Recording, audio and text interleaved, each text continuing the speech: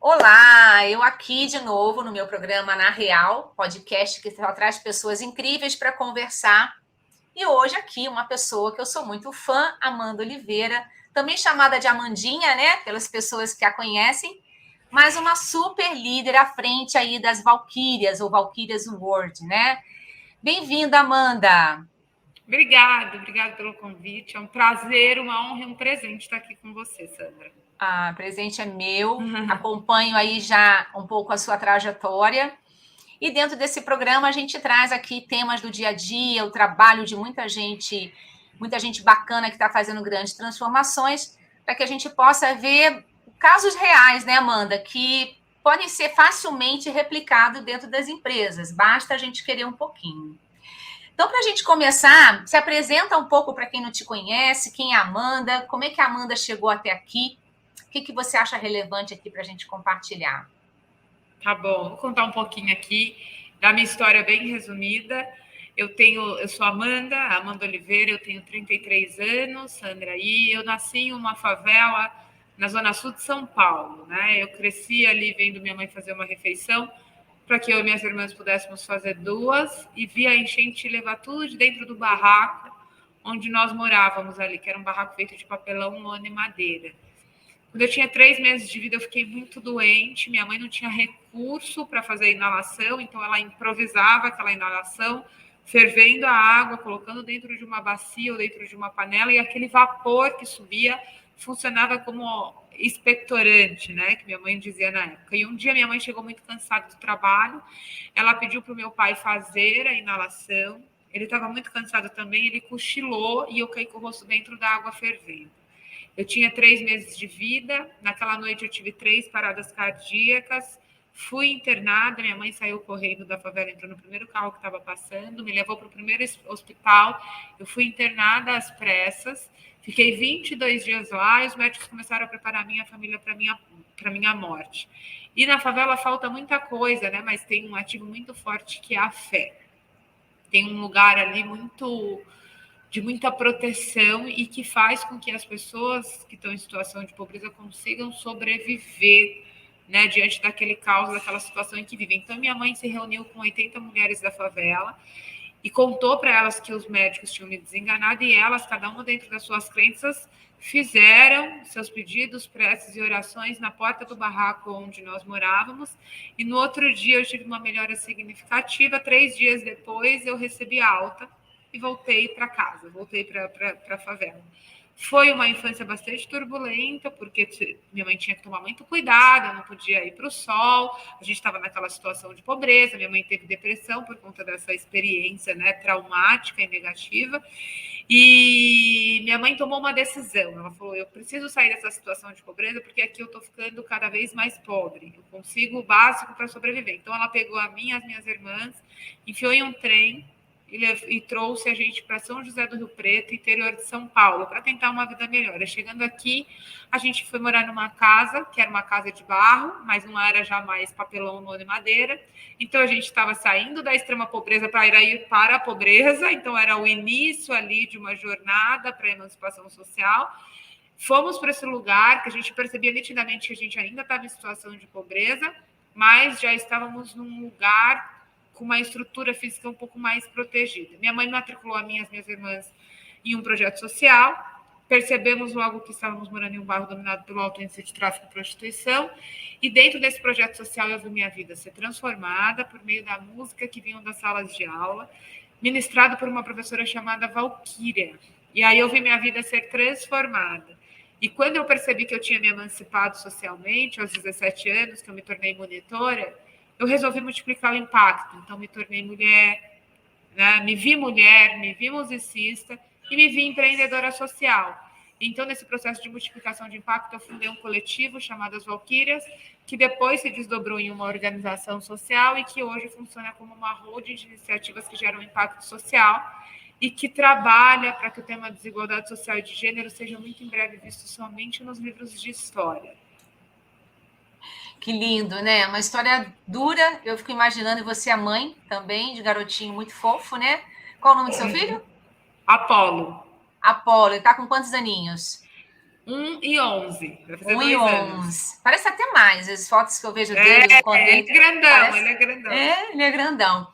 Mas você é mãe, eu também sou mãe. Deve ser realmente muito difícil para uma mãe ver os seus filhos numa situação de extrema pobreza ou de pobreza, e principalmente num acidente, né? A gente quer que tudo aconteça com a gente, mas menos com os nossos filhos.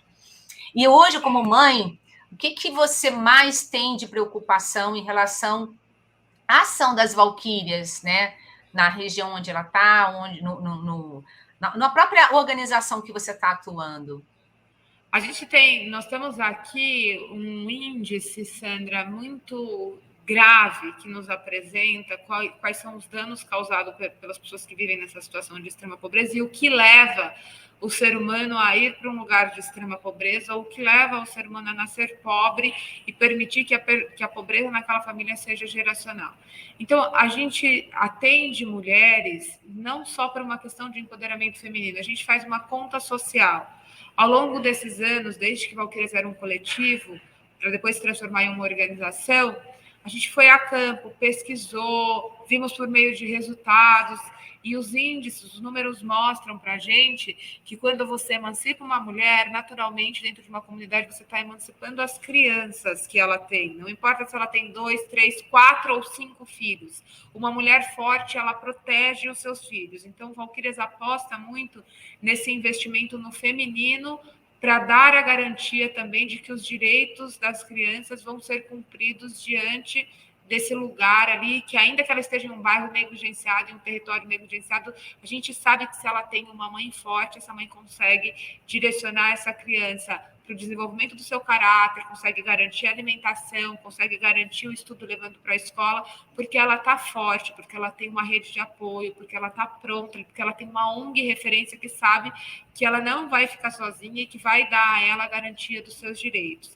Então, a gente trabalha muito, né, para emancipar as mulheres, para que essa consequência também tenha um impacto direto nessas crianças. E a gente percebe que é mais rápido, né, esse impacto social, que às vezes a gente faz programas muito isolados, vamos fazer um programa só para as crianças, um programa só para as mulheres. Isso é importantíssimo. A gente tem os programas para os filhos dessas mulheres, mas o investimento e a aposta maior é nela, porque ela consegue implementar valores nos seus filhos. As pessoas falam muito que educação vem de casa, então a gente tem que garantir que esta pessoa que é a dona da casa, que ela receba acesso à educação de qualidade, para que ela tenha a oportunidade de transferir essa educação de valores, essa educação universitária, essa educação emancipatória, para que ela consiga transferir isso para os filhos dela, porque o vínculo maior que essa criança vai ter é com a mãe. E cabe a nós fortalecer esse vínculo ou fragilizar. A gente acredita que a gente fortalece esse vínculo quando a gente garante que ela tenha essa rede, esse respaldo e acesso aí a quais são os seus direitos. Tem uma questão inserida na comunidade onde Valquírias atende, que a gente atende também uma zona de prostituição, que é a ONG que me atendeu é a sede das Valquírias hoje. E aí a gente percebe um alto índice com números aqui, que 90% das mulheres que se prostituem, e que muitas delas às vezes acabam sendo a mãe das crianças, de algumas crianças que a gente assiste, essas mulheres, elas se prostituem para sustentar o vício do crack, para sustentar algum vício de droga. E essas mesmas mulheres, Sandra, elas foram abusadas sexualmente na infância pelo seu pai, pelo seu padrasto ou pelo seu tio.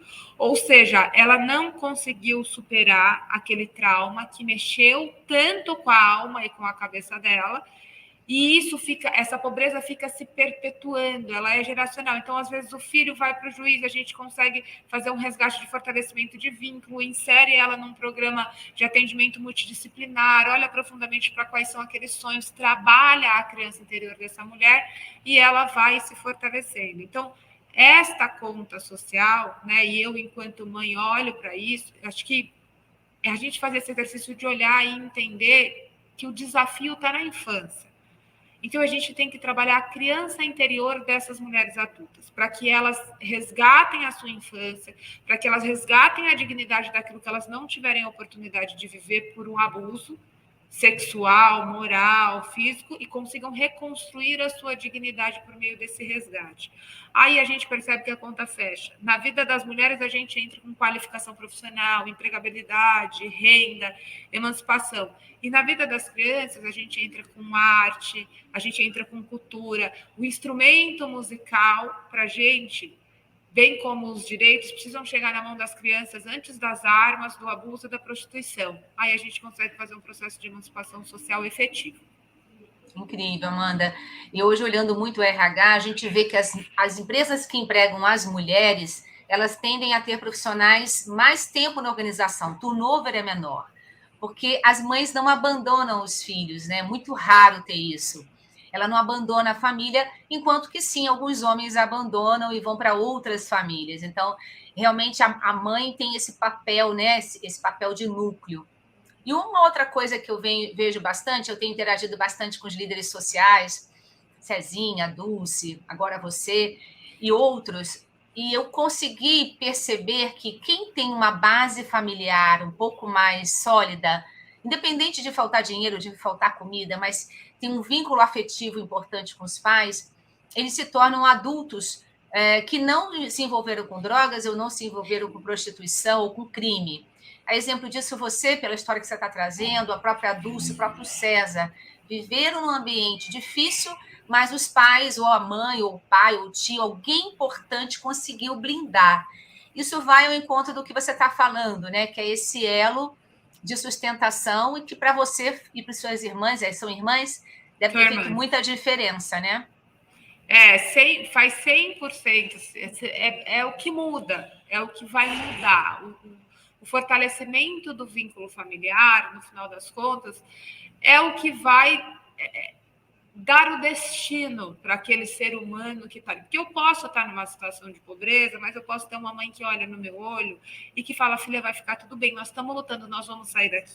Então, esta mulher, para ficar forte também, e a gente não tem nada contra os homens, mas temos tudo a favor das mulheres, porque no final das contas elas acabam ficando. Sim. A gente tem uma pesquisa aqui que aponta que 82% dos homens ou eles vão preso, ou eles vão para o crime, ou eles vão embora, ou eles estão presentes, mas eles batem na mulher. 82% Sim. é um número muito alto.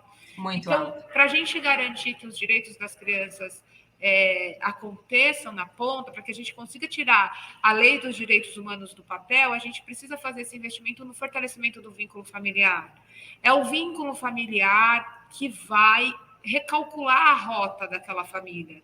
É o vínculo afetivo, é o olho no olho, é chegar no final do dia. Eu fico aqui, por exemplo, e às vezes o meu trabalho me permite que eu reencontre com meu filho às 8 da manhã, mas a hora que às 8 da noite, mas a hora que eu reencontro com ele é um amor.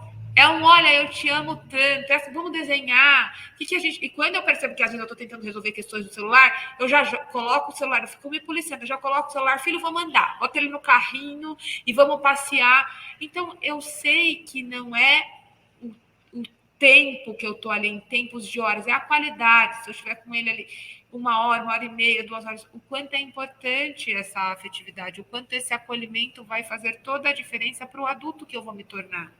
Eu vejo muitos adultos, Sandra, de barbas, homens, mulheres formadas com comportamento de criança, fazendo birra, se escondendo, porque tem traumas de infância profundo que não foram curados, não conseguem se posicionar em público, porque a mãe falava, esse daqui não fala, esse aqui é tímido. A gente vai sendo rotulado ao longo da nossa jornada, e isso resulta na pessoa que a gente se torna depois, né?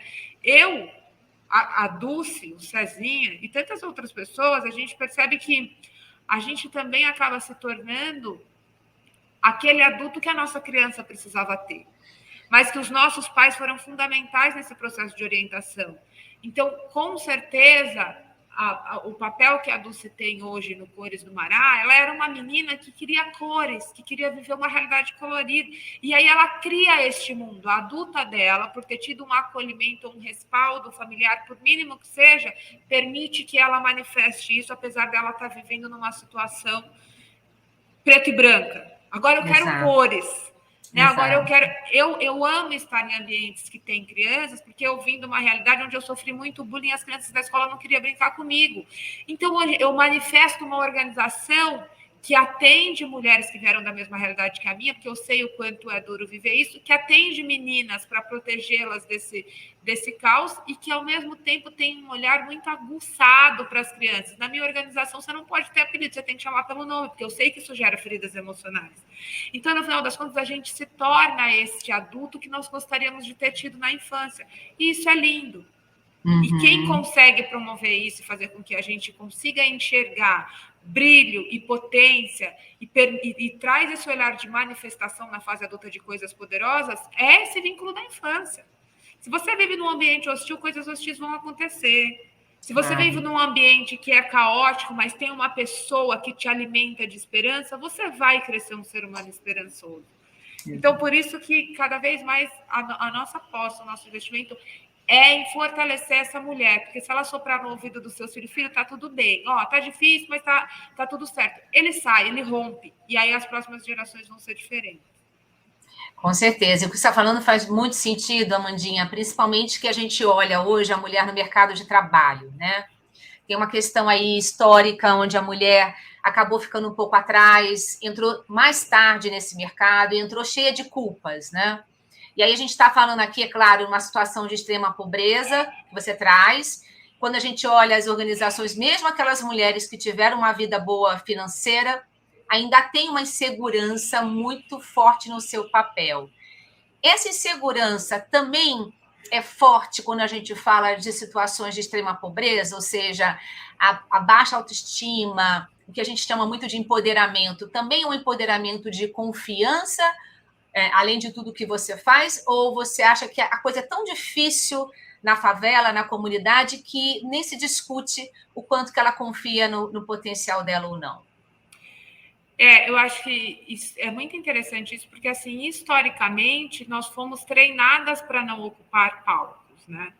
Nós fomos condicionadas a não ocuparmos esses espaços. E mesmo hoje, a gente tendo a garantia de alguns direitos da mulher, e mesmo que a gente consiga protagonizar, mesmo que a gente consiga ocupar espaços que disseram que nós não poderíamos ocupar, a gente se sente culpada de estar ocupando aquele lugar. Então a gente olha e fica questionando o que está acontecendo. A gente tem sempre uma sensação estranha, justamente porque a gente foi condicionada a não estar ali. E por mais que esta geração é uma geração que se levantou contra isso e nós estamos cada vez mais ocupando, seja ela de classe alta, ou classe baixa, seja extremamente pobre ou extremamente rico, a gente percebe que isso está em todos os lugares, porque a nossa bisavó está no nosso sangue, né? O nosso sangue, as nossas ancestrais, a gente acaba herdando isso no nosso DNA. Então, as nossas ancestrais, quando elas apanhavam, elas se calavam. A minha tataravó apanhava, tinha que ficar quieta. A minha avó não podia sair para a rua. Ela era um objeto sexual. Teve 14 filhos. Quando a gente olha e fala assim, nossa, teve 14 filhos. Mas era porque a mulher era programada só para isso, para estar em casa, cuidar dos filhos. A mulher ocupava este lugar na sociedade. Por isso que hoje as mulheres falam assim, nossa, eu tenho um filho, meu Deus, que loucura, 14 filhos. Mas as nossas avós, elas acreditavam que ocupar esses espaços que a gente ocupa hoje, você, que não era para elas. Então, isso é muito perigoso, porque na geração da minha mãe já foi mudando. Ela não teve... Minha tataravó teve 23, minha avó 14, minha mãe teve 4, e eu tô com 1 e tá bom. Estou feliz, estou satisfeita. E se eu quiser ter 3, 4, ótimo, porque a maternidade é linda. Mas para eu conciliar a minha carreira, eu consigo fazer as minhas escolhas hoje. Mas mesmo eu conseguindo fazer as minhas escolhas, corre na veia o sangue das que não conseguiram, das que não podiam. Então eu tenho que me policiar o tempo todo, porque por mais que a oportunidade chegue, está no meu DNA não aceitar isso para mim. Eu tenho que fazer um exercício consciente diariamente de lembrar que as minhas ancestrais já viveram tudo que tinha para ser vivido e que elas abriram o caminho para eu ocupar esse lugar que eu ocupo hoje. Mas é difícil. Eu penso que da minha geração para frente, as minhas filhas, elas não vão mais sentir isso, porque vai ficando cada vez mais distante essa história de não protagonismo da mulher. E na extrema pobreza, ainda é mais difícil.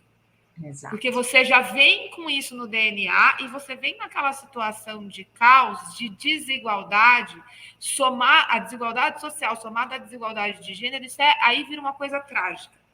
Porque a gente vive um papel de desigualdade de gênero ainda, por mais que nós estamos chegando lá. Elas vivem um papel de desigualdade de gênero e social, que é o lugar onde eu estive. Isso é uma dor. Você precisa superar primeiro a desigualdade social. A gente sabe que a desigualdade de gênero é uma das principais causas da desigualdade social. Se as mulheres começassem a ter a mesma oportunidade, elas conseguiriam romper com a desigualdade social. Então, a gente precisa trabalhar cada vez mais pela redução de desigualdade de gênero, que naturalmente a gente mexe nos números de desigualdade social. Só que esta mulher da extrema pobreza, ela tem que dar um passo antes, que é fazer um movimento de rompimento. A gente tem esse conhecimento do DNA. A partir do momento que elas passam a conhecer, elas precisam trazer para a consciência, se policiar. É uma jornada árdua, longa, mas eu já vi resultados impressionantes.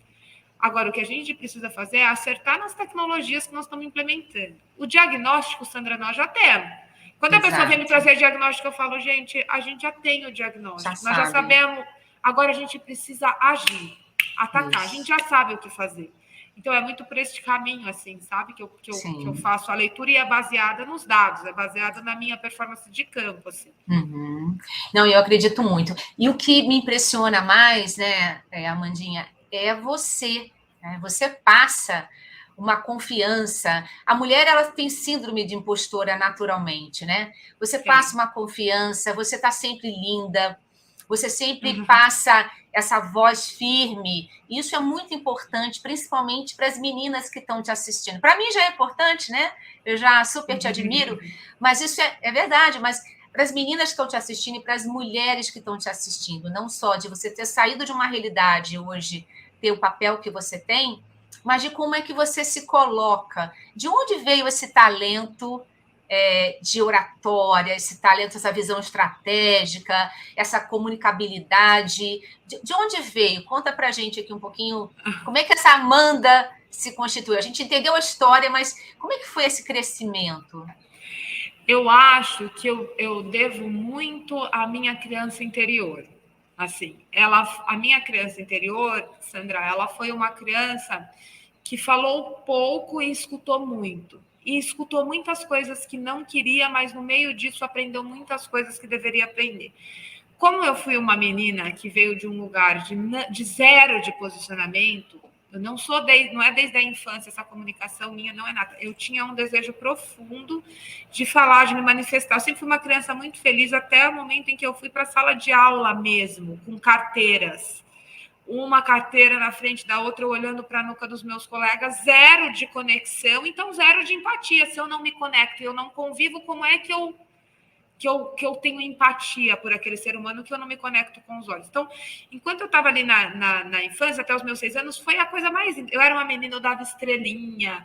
A minha mãe, assim, eu sempre fui muito feliz. Até eu ir para a escola, ir para uma sala de aula, para o processo de socialização, sem atividades estratégicas de desenvolvimento cognitivo mais pautado naquela coletividade. Porque você olhar para a nuca do seu colega te impede de você se relacionar. Se é um lugar de socialização, como é que vocês botam a gente vamos fazer isso em círculo, né? E na escola não acontecia. Então, quando a gente ia para o recreio, os meninos tiravam muito sarro de mim, Sandra. Eu fiquei assim, da primeira série até o segundo colegial. Porque hoje não aparece muito, mas tá vendo aqui a cicatriz? A minha cicatriz era escura e muito alta. Então, eles falavam da queimadura. Sabia que você é a menina mais feia da escola? Sabia que teve um dia que eu fui para a sala de aula e eles tinham colocado, sabe, o Máscara? Eles colocaram uma foto do Máscara e escreveram assim, procuras. A sala toda deu muita risada. Eu vivi traumas profundos por conta disso. Então, como eu fui uma menina que fiquei escutando muito aquilo, e o projeto social me tirou desse abismo, porque no projeto social era em círculo, era tambor, eu não sofria bullying no projeto social, eu ficava inconformada, eu falava, gente, como é que eu vou para a escola de manhã, e lá eu fico sofrendo bullying, eu chego aqui, parece que eu nem tenho, parece que as pessoas estão preocupadas com a minha alma, com o meu talento. Tinha uma regra no projeto que não podia falar mal das crianças para a mãe, tinha que ter uma conversa com a criança só. Eles nunca chamavam as mães para fazer reuniões para falar dos problemas, era sempre para elogiar. Olha, hoje nós descobrimos que sua filha tem um talento aqui para isso. E eu ficava assim, porque tinha dias que eu aprontava, né? Que eu extravasava a dor da escola. E eles nunca contaram. Então, eles iam me validando positivamente, eu fui olhando para esse lugar de que eu poderia, né, estar lá. Nesse processo, nesse desejo de querer multiplicar o impacto, eu fundei o coletivo e eu dialogava com as meninas. Então, a gente fazia aula de música, de empatia, para elas aprenderem desde pequenas a se pôr no lugar dos outros, de resiliência, para entenderem que tudo que estava vindo para fortalecer, contava a minha história, etc. E eu comecei a desenvolver a minha comunicação ali com elas. Quando a gente conseguiu o apoio da Unesco do Criança Esperança, eles vieram na ONG, acho que foi 2011, e eu tinha que dar uma entrevista para o Jornal Nacional. E eu falei, gente, eu não consigo, não vou falar, não, você tem que falar. E eu que tinha escrito o projeto, você escreveu o projeto, você é representante. E aí eu percebi que eu ia ter que virar essa chave, que não ia ter mais espaço para eu não falar. E vinha um exercício de consciência muito forte. Se você não quer falar por você, fale por todas as meninas que merecem ocupar o espaço que você está ocupando, que merecem ter a oportunidade que você teve. Porque a tua professora Valquíria falava, por isso que você tem voz hoje. E aí eu tive que destravar esse trauma de não falar e começar a falar. E comecei a contar ali a minha história. Aí nos eventos as meninas faziam, depois eu falava 5 minutos, gente, nós somos da ONG. E aí eu fui indo. Aí depois eu fui estudar sobre storytelling, eu fui estudar como é que se comportam essas pessoas, o que eu preciso fazer, como é que eu transformo a minha fala de 1 hora em 5 minutos. Então eu tenho speech hoje de 5 minutos, de 18 minutos, de 30 minutos, de 1 hora, tipo, o que a pessoa quiser, assim. Mas eu fui desenvolvendo nesse local. E as estratégias na ponta, testando, sistematizando e estudando, né? Então, tudo que eu trago aqui, ele é sistematizado. Então, se eu tenho um dado que me mostra que investir nas mulheres é o melhor caminho para a redução de desigualdade, eu sistematizo isso num processo de gestão que a gente chama de mandalas mágicas, é tudo em formato de mandalas. Eu estudo isso e depois, quando eu vou para uma conversa, eu tenho isso, eu vou transferindo aquelas experiências que eu vivi no campo e que foi sistematizada, sabe? É sempre com base nisso. E aí eu vou verbalizando, vou falando. Sim, sim. Não, mas é fantástico. E claro, você tinha o dom que foi despertado e, obviamente, investindo, você cresceu ainda mais. Então, seria correto dizer que quando a gente está num ambiente de apoio, que é o ambiente que você viveu aí com a professora Valquíria, eu consigo me desenvolver muito mais rapidamente, né? Do que um ambiente hostil que a escola tinha por outros colegas. E o mesmo paralelo nas empresas, né? Que às vezes a gente tem uma cultura do medo, uma cultura de gestão pelo estresse, não a gestão pelo resultado e pela valorização. Poderia falar isso também, né? Com certeza absoluta. Eu acho que quando você vai sendo validado positivamente, você vai se alimentando daqui. Aqui a voz que está no seu entorno e o ambiente é alimento. Você se alimenta daquilo que você está escutando. Exato. Então, mesmo que eu estava vivendo num ambiente hostil e de dificuldades ainda, de que nem sempre a gente tinha vestimenta, eu tinha pessoas no meu entorno falando: você é maravilhosa, você é incrível. A gente tem essa regra no Instituto até hoje. Se a criança tiver tendo algum comportamento inadequado, que eu acho que não é comportamento inadequado, ela sempre está tentando avisar alguma coisa, ou que é um comportamento, talvez, que pode até ser inadequado, mas a gente tem que justificar esse inadequado. É inadequado diante dos meus valores, então está errado, porque você está entrando num processo de julgamento. Ou é inadequado porque ela não me permite deixar da aula, porque ela chegou hoje, né, um pouco mais revoltada. Acontece. De segunda-feira eu já falei: não adianta, a gente tem uma regra que não adianta estabelecer atividades de segunda-feira. Segunda-feira tem que ser um dia de meditação, tem que ser um dia de pipoca com conteúdo, um filme que vai trazer conteúdo e um bate-papo. Tem que ser um dia delas estarem perto da natureza, porque no sábado e no domingo foi difícil. No sábado e no domingo nem sempre teve a garantia da alimentação, apesar da gente dar todo o suporte. No sábado e domingo, às vezes, o pai bateu na mãe. A gente tem que ter um dia de desintoxicação emocional para eles conseguirem assimilar o resto da semana. Então, eles não podem chegar aqui e a gente já ir para um processo de ensino-aprendizagem em plena segunda-feira. O final de semana dessas crianças é doloroso. Então, eu preciso entender. E eu lembro que o meu era assim.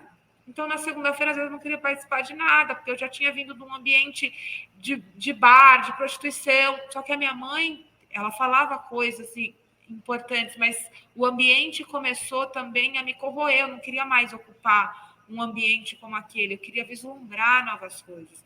E aí eu, com o desejo de vislumbrar novas coisas, atrelado a pessoas falando que eu era maravilhosa, que eu era incrível, me colocando no palco, minha mãe indo me assistir, falando, ela é o meu orgulho, eu falei, bom, é aqui que eu quero estar, é aqui que as pessoas estão me notando. Porque, sabe, Sandra, eu vou falar uma coisa que as pessoas não gostam, não é que não, ninguém nunca falou que não gosta, mas talvez as pessoas não queiram ouvir ou não estejam preparados para isso. Mas você subir num palco, tocar tambor e ser aplaudida é a mesma adrenalina de você estar numa esquina vendendo droga. Você está sendo visto, notado. E aí, para esse ser humano poder fazer as suas escolhas assertivas, ele precisa ter oportunidade. E a intervenção precisa ser feita na infância. Porque a infância é linda, você intervém, você fala sobre sonho e você começa a alimentar a cabeça daquela criança a respeito daquele sonho. O adulto em situação de pobreza, você vai conseguir fazer reparos, mas você não consegue fazer uma transformação completa. Você vai fazer reparos, por isso que às vezes é tão difícil. Você olha e fala, gente, mas teve toda a oportunidade do mundo, não aproveitou. A alma já está muito machucada. Na infância, por mais que você está num ambiente hostil, você consegue resgatar e alimentar aquela alma de coisas extraordinárias. Quando você alimenta essa alma de coisas extraordinárias, esse adulto vai ser o quê? Extraordinário, não tem como ele ser outra coisa. E não é o ambiente que só o ambiente que dita a regra. São as experiências, a vivência, o que eu estou ouvindo. Então, o ambiente dita a parte. Mas se eu estou num ambiente hostil, onde as pessoas acreditam em mim, eu consigo romper com aquele ambiente. Quando eu fui no cinema pela primeira vez, eu ficava assim, ó. Só que naquele dia eu entendi que ocupar um lugar daquele era para mim, e hoje eu faço prestação de contas aonde? Dentro do cinema, porque ficou muito marcado em mim. E é automático, eu não penso. Eu não penso assim, quando eu olho, eu falo, gente, eu estou fazendo a prestação de contas dentro de um cinema, exibindo o filme das Valquírias, chamando a sociedade. Por quê? Aí eu vou buscar. Eu falo, gente, foi a experiência que eu vivi lá com 9 anos, dentro do projeto social, e que fez meu olho brilhar. Então, é muito importante que a gente tenha esse entendimento, sabe? Sim. E, Amandinha, você trouxe uma coisa que eu comento muito, né? Existe uma sociedade excluída, né? De um outro mundo que a gente pertence, o que a gente frequenta. E quando você trouxe o exemplo do cinema, parece que muita gente não sabe nem entende isso. Com que idade você foi a primeira vez ao cinema? Você lembra? Eu fui com 11 anos. Com 11 anos, né? Eu fui com 11 anos. E tem gente, às vezes, também que nem até adulto nunca foi ao cinema. E Isso praia? parece Nasce praia. E morre sem ir. Sem a praia. Nasce e morre sem ir ao teatro. Aí um shopping, né? Às vezes ir no shopping, quando vai, não se sente pertencente também, né? Porque é tudo muito diferente. E se acontece os rolezinhos no shopping, as pessoas, às vezes, ficam rotulando que são pessoas que vão roubar, né? Tem isso, né? Exato. Então, Exato. enfim, infelizmente, a gente tem uma sociedade excludente e muitas das pessoas não participam. Só que essas pessoas são as mesmas pessoas que trabalham nas empresas, com sorte. Mas é uma pessoa que limpa o chão, é uma pessoa que está no administrativo, é uma pessoa. Como é que a gente pode incluir essas pessoas na cultura? Pessoas que nunca tiveram oportunidade ou que vivenciaram algumas coisas mais tarde, mas que estão ali pedindo um favor. Como é que o líder deveria agir com essas pessoas que vêm da comunidade, que estão tentando entrar no mercado de trabalho com qualquer papel, mas que existe um gap muito grande, né? Como é que seria a tratativa melhor? Existe mesmo esse gap. Ontem eu dei uma palestra sobre diversidade e inclusão para uma empresa, muito amiga nossa daqui, e a gente estava falando, eu estava falando para eles exatamente isso, né? Como é que a gente desconstrói? É uma desconstrução. A pessoa tem que se propor, né? Assim como eu sabia que para eu estar no meio do empresariado, também conversar com o empresariado, eu tive que ter eu fui estudar. Eu estou dentro da favela, eu não vou falar tangível, intangível, abnegação, mas se eu tiver que falar isso com o empresário, eu vou falar. Então, como é que a gente faz esse processo de desconstrução para ocupar aquele lugar que a gente ainda tem um preconceito, porque da gente para esses lugares também tem, tipo, esse lugar não é para eu ocupar. Não à toa as Valquírias montou o shopping das Valquírias, justamente porque essas mulheres falavam, shopping é coisa de gente, eu vou montar um shopping para vocês. E aí virou capa da Valor Econômico como inovação, justamente porque é um espaço chamado Shopping das Valquírias, que gera uma experiência de shopping, mas que tem a cara da comunidade. Então, a gente olhar para esses espaços e estratégias de incluir aquelas pessoas que se sentem excluídas é fundamental. Agora, o como essa empresa ela precisa primeiro estar aberta, ela precisa querer. Ontem eu estava conversando com uma empresa, e acho que tem uma frase que é muito famosa e que eu li há alguns dias, que diz que diversidade é você convidar todo mundo para uma festa, né? E que inclusão é você tirar a pessoa para dançar. Então, nesse contexto, a gente precisa entender quem a gente convida para a festa, quem não veio e o que a gente precisa fazer de concreto para ela vir. Então, eu preciso ir tirar para dançar, ir lá entender e dançar o passo que aquela pessoa precisa para ela se sentir que ela é parte daquele ambiente. Ontem, ainda na palestra, eu falei, gente, vocês sabem qual é a pessoa que tem mais informação da sua empresa? É o serviço de higiene e limpeza. Ela entra em todos os setores. Ela sabe, ela escuta uma coisa aqui, ela escuta ali, elas têm muita sabedoria. Então, um processo de planejamento, né, para você ter diversidade e inclusão, talvez ela não consiga ter a participação efetiva nas reuniões semanais da empresa, mas no planejamento é fundamental. Você precisa escutar todo mundo no processo de construção do plano. Você precisa, antes de colocar uma campanha no ar, você precisa botar todo mundo para assistir e ver se todo mundo se sente representado naquela campanha. Você precisa ter a visão do todo. As empresas que hoje elas ainda precisam contratar pessoas para gravar comerciais, ela está fora da diversidade. Com certeza. Ela não inclui. A pessoa que hoje pensa que uma mesa ela tem que ser ocupada, só por jovens, porque não sei o quê, e não tem uma pessoa com mais experiência, ela também está fora. Está completamente fora do que se diz a respeito de inovação. A inovação, ela vem por meio da diversidade. Eu tenho pessoas aqui que são incríveis. Eu tenho meninas que começam de aprendiz, eu tenho meninas de 14 anos, e eu tenho colaboradores de 62. Que eu chamo ela de Tia Lu, e que ela é maravilhosa. Todo dia eu tenho que dar. E ela é muito sábia. Às vezes ela me dá porque ela às vezes não vem muito com a técnica, mas ela me dá visão. Sabedoria. Isso é diverso. Então, às vezes as pessoas falam, Amanda, como é que faz para equilibrar tudo isso? Eu escuto muito. Eu escuto a opinião do mais novo, do intermediário. Então, essa liderança, ela tem que ser uma liderança pautada na diversidade, pautada na inclusão. Tem que ter uma liderança pautada num processo de evolução, né, Sandra? A gente sabe que evoluir é diferente de crescer, né? Crescer é ficar maior, evoluir é ficar melhor. E quando você tem uma mesa diversa, onde você inclui todo mundo, você fica melhor. E a consequência de você ir ficando melhor é você ir ficando maior. Então, a gente precisa pensar que não é dinheiro a todo custo, ficar maior, né? É ficar melhor para poder atingir esse objetivo do crescimento. E isso só é possível fazer com diversidade na mesa, escutando todo mundo. É difícil, ninguém está falando que é fácil, porque às vezes... Mas a gente precisa fazer. A cidadania está fazendo essa chamada. As empresas precisam responder presente, com urgência, né? Perfeito. Não, e você trouxe um ponto muito relevante, que é o ouvir, né? Mas o ouvir precisa ter humildade. E um grande desafio hoje nas empresas é gerir essa diversidade, principalmente a geracional, e é falar, como é que eu vou trabalhar os jovens, como é que eu vou trabalhar o mais idoso? Mas é isso que você falou, né? É entendendo o comportamento e o valor de que cada um está trazendo, né? O mais velho com a sabedoria, o mais jovem com o questionamento. Então, isso ajuda muito. Quantas pessoas tem aí na sua liderança? No Valquíria? São 51. 51 e com essa diversidade, né? Com essa diversidade. Eu amo. E 12 foram meninas formadas aqui. Olha só, tá vendo? Meninas que hoje ocupam cargo de gestão e que ocupam cargos de educadoras e que foram formadas aqui, que começaram aqui lá atrás, no Criança Esperança, 2011, e que foram crescendo, se desenvolvendo e se tornaram profissionais aqui.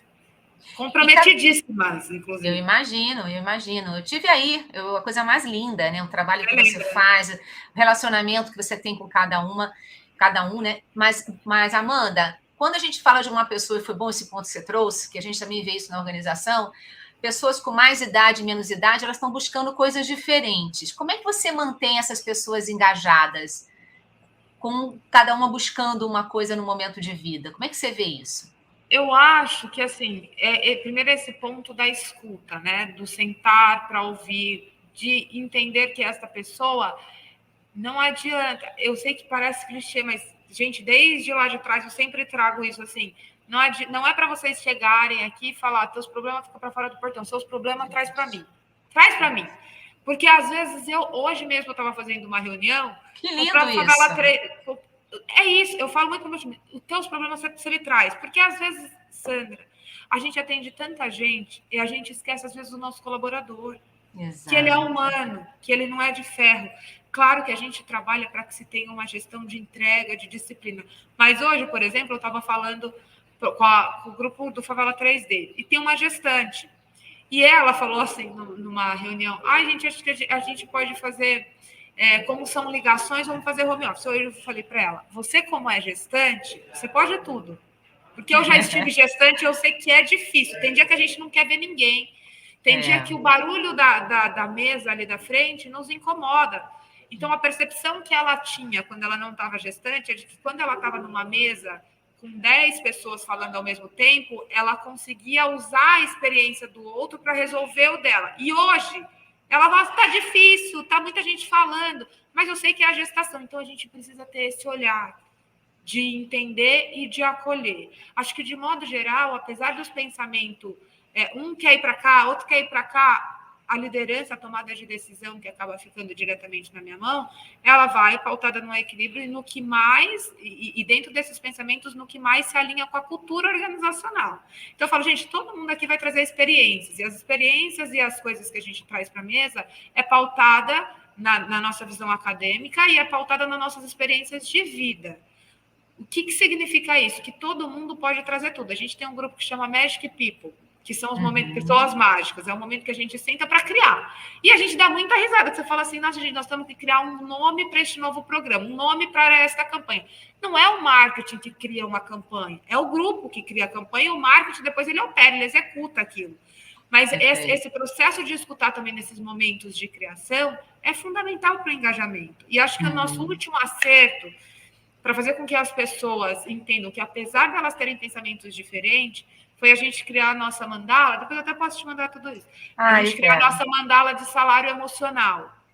Então, quais são os aspectos que a gente precisa olhar para fazer com que essas pessoas se engajem ainda mais e que essas pessoas entendam que pensamentos diferentes, que conflitos são saudáveis para a gente conseguir chegar no objetivo final das nossas clientes, que são as meninas e as mulheres. No final das contas, essas clientes são exigentes. Elas pedem coisas que a gente fala, gente, sério que a pessoa está reivindicando isso? Tipo, por que o espanto? Nós não abrimos para resolver muitas das questões que não estavam resolvidas?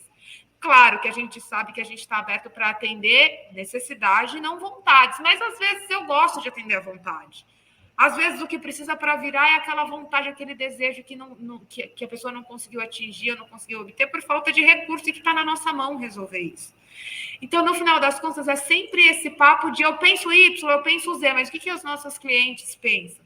E este processo de sentar na mesa, de criar, de chamar essas pessoas de pessoas mágicas, eu vejo o quanto isso engaja, o quanto faz a gente também sair daquele processo de tensão e dar risada no processo de criação de campanhas para sair o nome de uma campanha legal, ou de um novo programa agora que a gente está criando, Sandra, que ganhou o nome de Nação Valquírias. Mas até chegar nisso, isso foi anteontem, até chegar neste nome, a gente falou cada barbaridade, e a gente ria, e falava assim, gente, não, isso daí está parecendo, sei lá, propaganda de pasta de dente, não, isso aí não vai vingar. Então, este processo de engajar e de todo mundo se sentir ouvido e entender que a opinião de todo mundo é importante, mas no final das contas a decisão vai ir para um lugar onde se alinha mais com a cultura organizacional, é importante, isso mantém todo mundo engajado. Sempre a gente vai voltar para a escuta, em qualquer momento, em qualquer área, sabe? Não, fantástico, porque no final do dia, independente da idade, todo mundo quer fazer parte. Quando se sente parte, está fazendo o jogo, né? Exatamente isso. Amandinha, qual é o seu sonho, querida? O meu sonho, você sabe que me perguntaram isso essa semana, e eu falei, gente, eu cheguei à conclusão de que o meu sonho e para o lugar que a Valquíria está caminhando é trabalhar para democratizar o acesso ao direito das crianças e das mulheres pobres de também poderem sonhar, poderem realizar. Mas a gente tem que trabalhar em tecnologias de democratização. Então, a gente está criando agora, e você até falou, eu quero até estar mais próximo, eu acho que com a tua experiência na área humana, você pode me ajudar muito com o meu grupo gestor, inclusive, sabe? Super. A gente falar, trimestralmente, que eu também não quero onerar a tua agenda, se eu puder, seria super. mensal. Mas, assim, ter esse papo com você, o grupo gestor, os magic people, as pessoas mágicas terem esse tempo com você, para mim seria fundamental. A gente tem fechado. é maravilhoso, ótimo saber disso. A gente tem uma demanda que discuta assim das nossas clientes, e eu dou muita risada, porque eu falo assim, gente, como é que nós vamos fazer isso? Elas têm um sonho em comum, as crianças de comunidade, e quando você fala com alguma mulher, ela fala, isso era o meu sonho de criança também. E isso em qualquer lugar, mas especialmente para as crianças pobres que não conseguiram acessar isso. Elas falam assim, Sandra, pra gente, você fala assim, qual que é teu sonho? Aí elas falam o sonho delas. Às vezes é uma profissão, etc. Quando você pergunta assim, me conta seus 3 principais sonhos. O sonho de ir para a Disney sempre aparece em todos. É impressionante. Às vezes a primeira resposta é essa: tia, eu queria ir para a Disney. E aí eu comecei a ficar intrigada com isso, nesse processo de escuta, de pesquisa. Eu falei, gente, eu estou tão incomodada com isso, porque essas crianças às vezes vão morrer e não vão experienciar uma coisa tão legal como essa que elas gostariam. E que sonho você não questiona. Pode ser um tênis, como pode ir para a Disney, você precisa entender qual é a mensagem que elas estão mandando. E aí eu entendi que a reivindicação não necessariamente é uma ida à Disney, mas é o acesso a esse direito de poder imaginar coisas extraordinárias, de poder viver coisas mágicas. Aquilo que a gente vive no Natal deveria ser uma regra para se viver o ano inteiro, porque as pessoas que têm condição, o meu filho, ele não está numa situação de pobreza, sabe, Sandra? Então ele vai no cinema, então ele brinca, então ele vive isso que essas crianças reivindicam. E o jeito que elas encontraram de verbalizar isso é pegando isso que o marketing faz, que mostra muito a Disney, e que fica ali mostrando que é um encanto, que é magia, que o mundo pode ser aquilo. Então, elas estão reivindicando um espaço para elas poderem sonhar, para elas poderem visualizar coisas extraordinárias. Eu falei, olha, gente, eu não tenho dinheiro para levar todo mundo para a Disney. E se as Valquírias forem aumentando o seu plano de atendimento, vai ficando, parece que cada vez mais longe. Eu falei, mas nós vamos montar uma Disney para vocês. Nós vamos pensar, fizemos um design thinking com as crianças. E eles começaram a colocar tudo que eles queriam. E a gente não podia fazer intervenção de barra, começaram a sonhar. Aí criamos uma diretoria mirim, que você conheceu, tem a Amandinha. E aí eles trazem, porque a gente queria um castelo, porque a gente queria a coroa. O símbolo das Valquírias se tornou até uma coroa, por conta do que as meninas solicitam. E aí, quando a gente vai para esse lugar, a gente fala, não, então vamos fazer um castelo. Dentro das Valquírias tem espaço, vamos fazer lá no bosque. Vamos construir um castelo que vai chamar Castelo da Igualdade Social, e a metodologia aplicada lá dentro vai ganhar o nome de Arquitetura da Emancipação Social.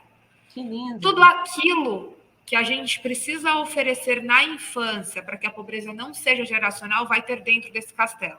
Mas primeiro vai vir esse efeito visual. Eu estou num castelo, ocupar este lugar é para mim. Que foi o que aconteceu comigo no cinema, no palco, etc. Ok, eu entendo que ir para este lugar, ocupar espaços como esse, para mim é extraordinário. E aí a gente está numa reunião doida, porque a gente não mede esforços. A gente tem um comitê de arquitetura e eu estou com 2 arquitetas construindo o plano do castelo, que a gente tem a intenção e a pretensão de entregar até 2027 esse castelo, que a gente faz, aí para um ônibus lá na favela X e desce com essas crianças para uma imersão. Então, tem uma neuropediatra estudando o cérebro da criança para entender em que momento exato a gente vai deixar uma marca profunda por meio de uma imersão de 3 dias numa experiência como essa. O que precisa ter lá dentro? Quais são as aulas? O que eles vão encontrar lá dentro? É a meditação? É a educação financeira? O que a gente precisa fazer na infância, num processo de imersão, que eles depois vão contar essa história que eu conto, que a Robertinha, que foi para o palco do Fantástico, conta, que a Ana Laura conta, de dizer assim, a minha vida era um caos, até chegar um momento que eu fui no cinema.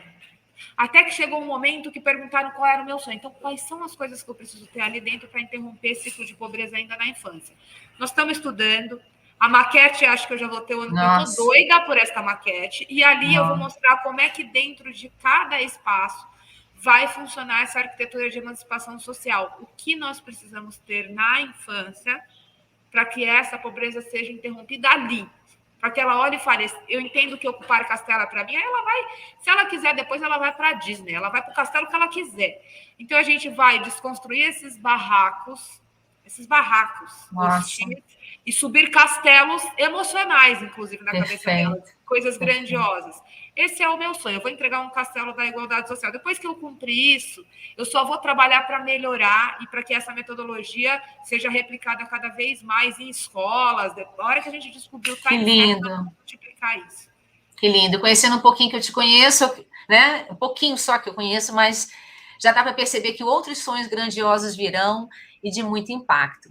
Bom, eu ficaria aqui mais tempo, mas eu já abusei do teu tempo. Eu queria algumas coisinhas para a gente fechar. Primeiro, que você falasse que quem quer ajudar as Valquírias, como faz, e também falasse do seu livro e fizesse comercial do seu livro, do seu filme também, que assim é super feito e que a gente tem que divulgar mais. Eu vou deixar as redes, assim, quem quiser ajudar Valquírias, pode acessar o Instagram, o nosso site está sendo reformulado, inclusive com essa cara nova do que as crianças estão pedindo de magia, de encantamento, de transformação. Então, pode acessar o nosso Instagram, @valquiriasworld. E depois, se você quiser saber ainda um pouco mais, pode chamar a gente também no WhatsApp. Eu quero ajudar, como é que eu faço? Aí, palestras, né? Palestras também pode chamar e a gente pode fechar uma parceria ali para falar sobre palestras, enfim. Então, aí pode chamar, acho que depois podemos colocar o número, mas é 17-9156-2686.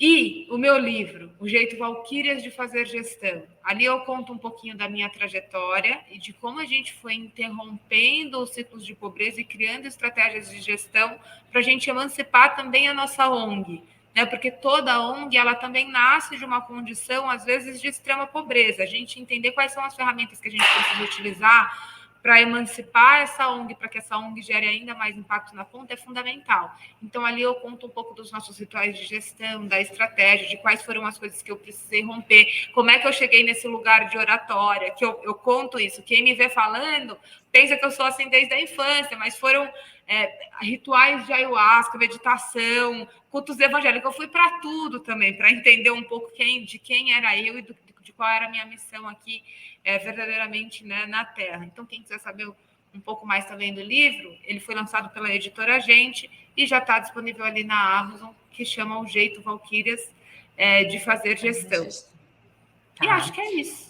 É isso, e eu sei, tá, você desenvolveu tudo isso ao longo da vida, mas o talento você tinha, e esse convite que eu faço também para os líderes e para as pessoas de um modo geral, né, as pessoas que estão com a caneta na mão, de olhar os talentos escondidos nas comunidades, né, que a gente precisa empregar, emprego é dignidade, tem muito talento como você, aí escondido em comunidades diversas, e a gente está perdendo essa oportunidade de levar um super profissional para a empresa. E de investir nessas pessoas que estão trabalhando também, como você falou, que estão, às vezes, limpando o chão da empresa, mas que tem um potencial enorme, que se um líder investir, com certeza vai mudar de lugar e ajudar a empresa também a crescer. Amanda, então, de novo, assim, gratidão pelo seu tempo, o trabalho lindo que vocês estão fazendo. É impressionante ouvir você falando a motivação, a tecnologia, o conhecimento. Assim, a gente tem muito que aprender nas empresas com as ONGs, né? As ONGs aí dão uma nova geração de líderes nas ONGs, que são talentos que a gente deveria ter dentro das empresas. Então, se a gente não tem vocês aqui, a gente tem que ir até vocês para aprender e para ajudar também, para que o seu potencial seja ainda maior, né? Perfeito. Um beijo, lindo o seu trabalho, que Deus te ilumine sempre. Gratidão mais uma vez pelo seu tempo precioso. Obrigada pelo convite, estou sempre à disposição. Presente, uma honra. E eu aprendo muito, muito com você também. Tamo junto. E eu com você. Tamo junta, querida.